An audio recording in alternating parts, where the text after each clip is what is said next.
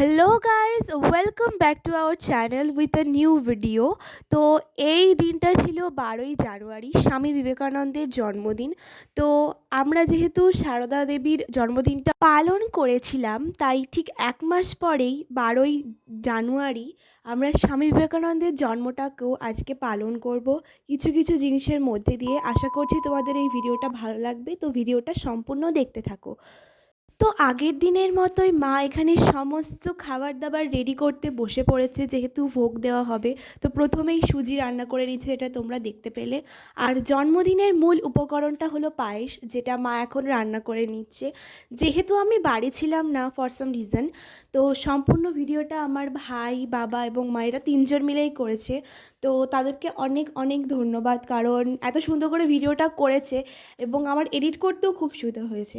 তো এই জিনিসগুলো বাদ দিয়ে আমি পয়েন্টে ফিরে আসি। তো এখানে আমার মায়ের পায়েসও রান্না করা হয়ে গেছে, আর এখানে মা গরম গরম লুচি ভাজতে বসে পড়েছে।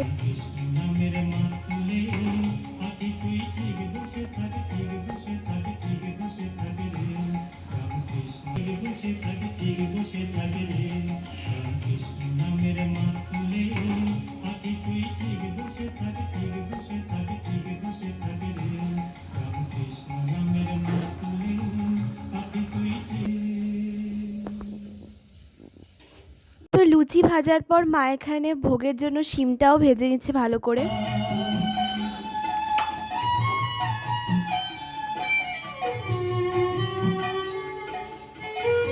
শিমটা তুলে নিয়ে ওই কড়াইতেই ভালোভাবে আলুগুলোও ভেজে নিল।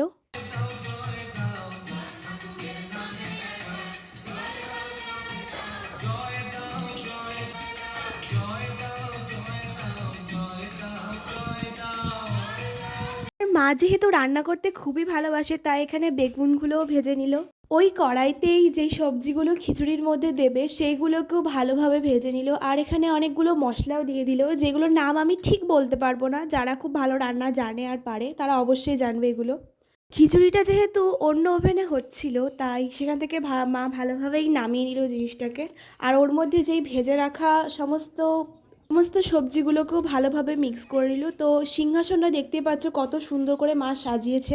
তো এখানে এবারে আমার মা পুজো করতে বসে পড়েছে। তো আমার বিশেষ কিছু এখানে বলা নেই, তো তোমরা মিউজিকের সাথেই এই সম্পূর্ণ পদ্ধতিটা দেখে নাও।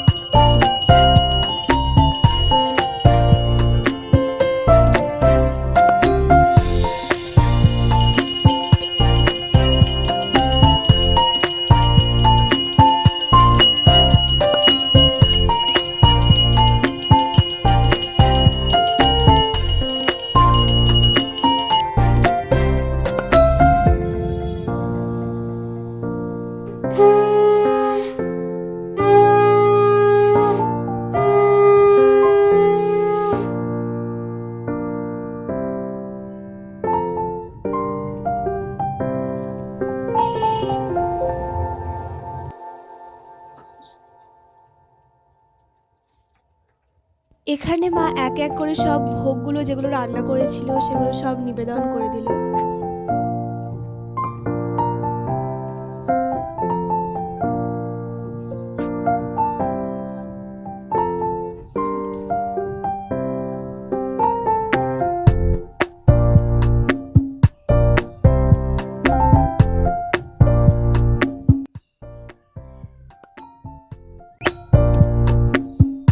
তো এখানে আমার ভাইও দেখো প্রণাম করে নিচ্ছে।